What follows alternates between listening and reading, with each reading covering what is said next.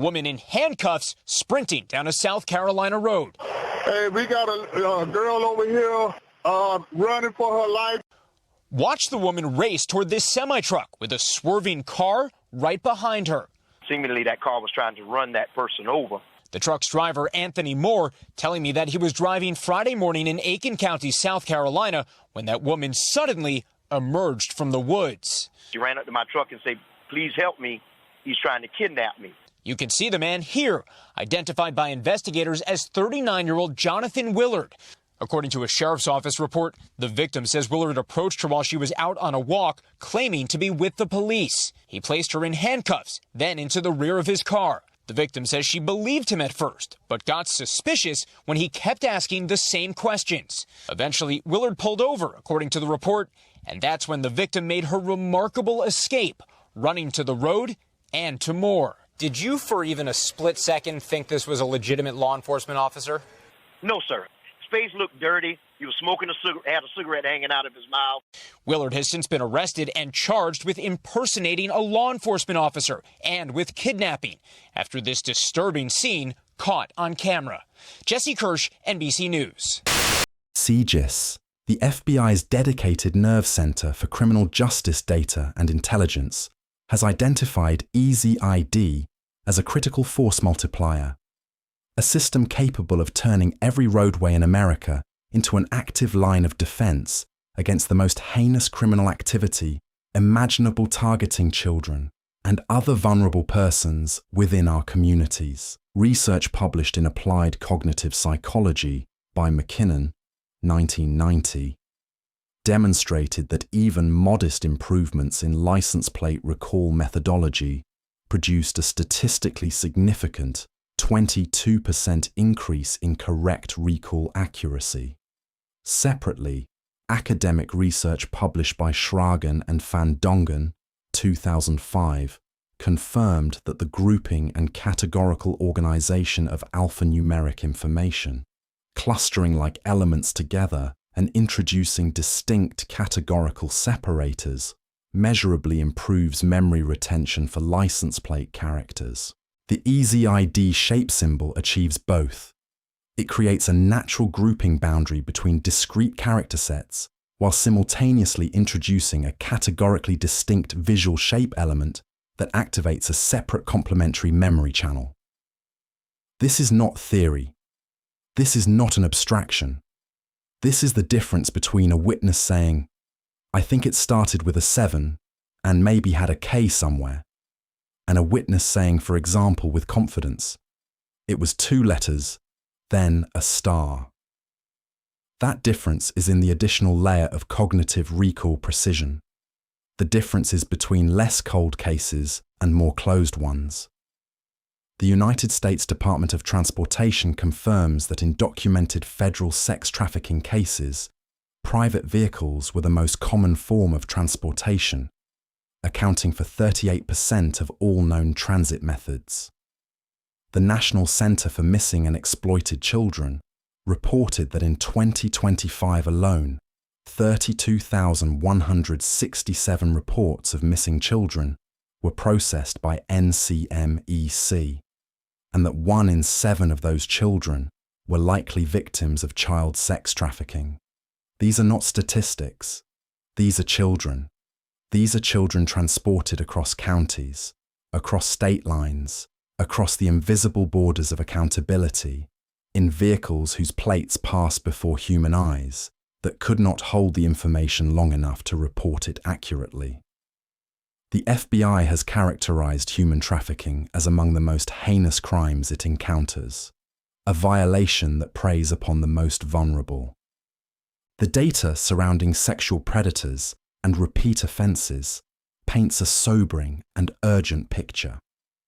According to research cited by the New York State Division of Criminal Justice Services, rapists repeat their offenses at rates of up to 35%, while offenders who molest young boys do so at rates of up to 40%, and those rates do not decline appreciably over time. Offenders with a previous sex offense conviction carry a 37% reoffense rate, and of released sex offenders who go on to commit another sex crime, 40% do so within a year or less of their prison discharge. Perhaps most alarming is what the research reveals about the sheer volume of victims accumulated over a predator's lifetime. In a study of 561 sex offenders, Dr. Jean Abel found that pedophiles who targeted young boys outside the home committed an average of 281.7 acts, while molesters who targeted girls within the family committed an average of 81.3 acts. This means an average serial child molester may accumulate as many as 400 victims over the course of a lifetime. These are not abstract numbers. They are children's lives shattered and broken in unimaginable ways. Research has demonstrated that many sex offences are never reported to authorities, with studies finding that only about 1 in 4 rapes or sexual assaults are ever brought to the attention of the police, meaning that the true scope of victimization is almost certainly far greater than any statistic can fully capture. Child molesters who carry previous sexual offence convictions recidivate at a rate as high as 77%, creating in a cycle of predation that moves freely and largely undetected through our communities. The EZID vehicle license plate system represents a critical, proactive line of defence, a tool designed to close the gaps in surveillance and identification that predators have long exploited, and to protect the children and vulnerable individuals who cannot always protect themselves. We owe our children better than this. FBI Director Christopher Wray stated plainly, "Children are being bought and sold for sex in communities across the country. Every tool that increases the probability of identification, even marginally, multiplies across tens of thousands of incidents per year."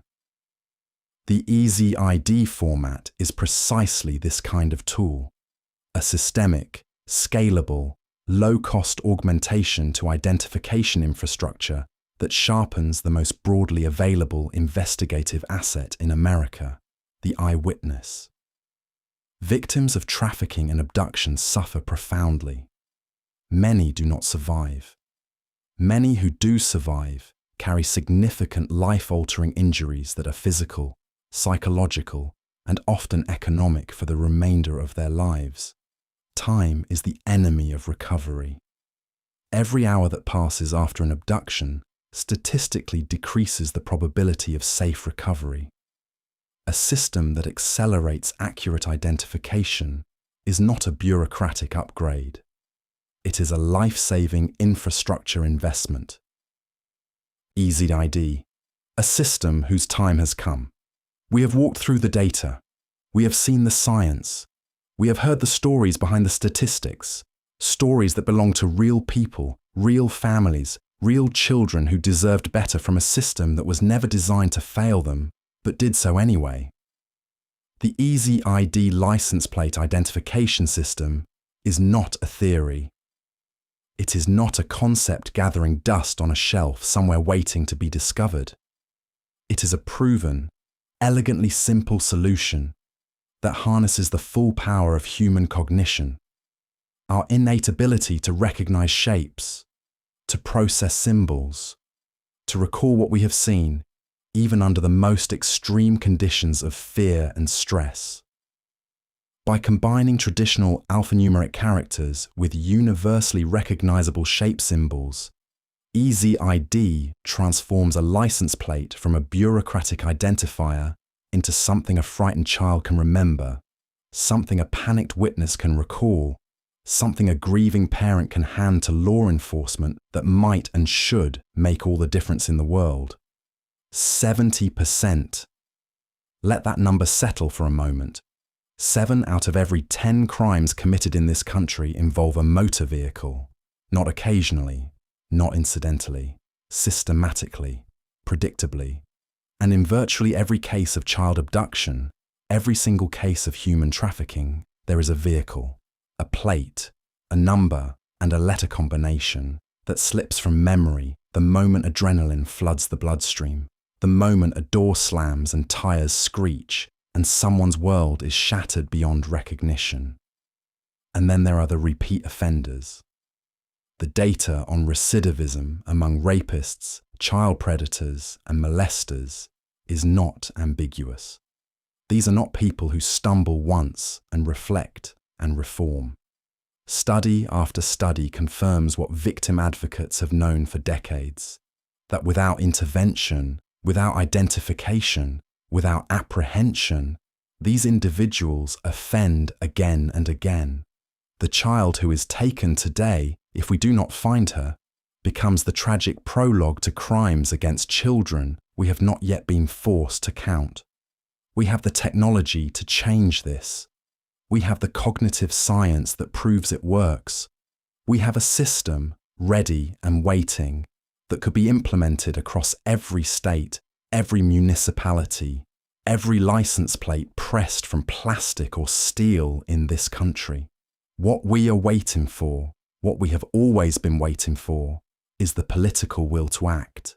So let us speak plainly to the men and women who hold that power, to every governor, every state legislator, every member of Congress who drew a salary this year funded by the citizens of this nation.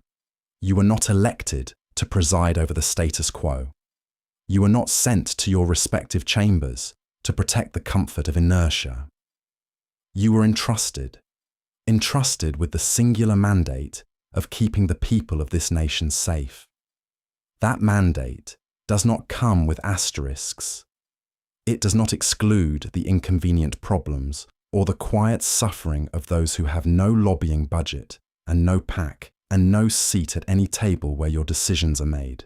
It includes them above all others. It includes our children. There is no constituency more vulnerable. There is no group less equipped to advocate for itself. There is no voice more easily silenced than that of a child who has been taken.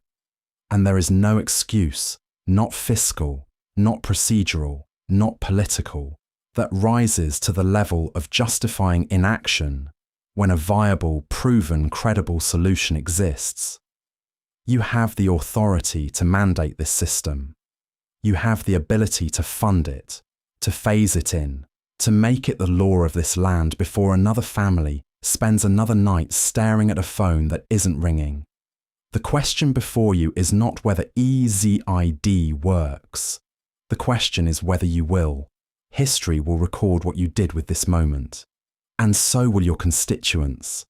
And so will every parent who sits across from a detective someday and says through tears they cannot stop, "I almost had the plate, I just couldn't remember." Almost is not good enough. Not anymore. The tools exist. The science is clear. The need is undeniable. The only remaining variable is the courage of those in power to act with the urgency this crisis demands. For the victims who never got justice. For the survivors still waiting for it. For every child who deserves to grow up in a world where society's systems are built to protect them. Not merely to react. Too slowly. Too late. And often after the damage is done. Please do your job. Please do what needs to be done to make this life-saving license plate format system a reality on the road. What are you waiting for? This innovative life-saving program was created and donated by a multi-patented inventor, Gary Paul Richard, who wanted to do something concrete that would protect children and our most vulnerable in our community. After 16-year-old Molly Bish was abducted and murdered in Massachusetts, and Elizabeth Smart was taken right out of her own bed in Utah, Gary took action and got involved to make a difference. This is the story of EZID, a common-sense solution whose time has come. Thank you.